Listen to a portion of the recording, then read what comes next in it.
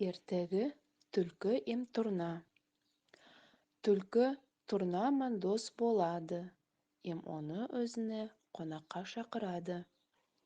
Кел, досым, кел, сыйлым, алай мен сені бір сыйлайым, деді. Турна шақырылған асқа келеді. Түлкі ботқа асқан. Ботқады тепшекке яғады да турнаға.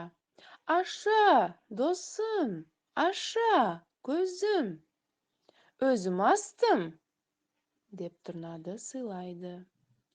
Турна бұрнымын тепшекке тоқ-тоқ етіп қағады. Қағады, ауызына бір затты түспейді. А түлкі ботқады ялауда болады. Солай етіп, бәрінді өзі ашап құтқарады.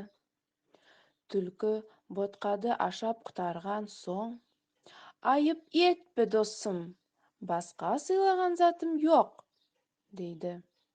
Соға да сау бол, құдағи, деп турна явап береді. Ертең маға қонаққа кел. Ертесі күн түлкі турнаға барады.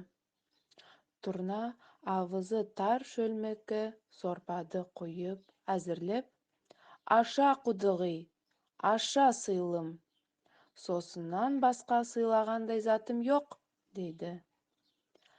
Түлкі шөлмектің төгерегінде айланады, ол яғына да шығады, бұл яғына да шығады. Шөлмекті ялап та қарайды, искелеп те қарайды, бір затты ауызына түсіре алмайды. Турна биік аяқларымен тұрғалап, ұзын бұрынымен шөлмектен ботқады өзі ашап құтқарады.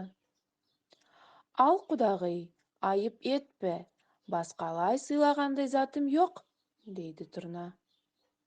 Түлкі бір зат та ашай алмай үйіне келеді.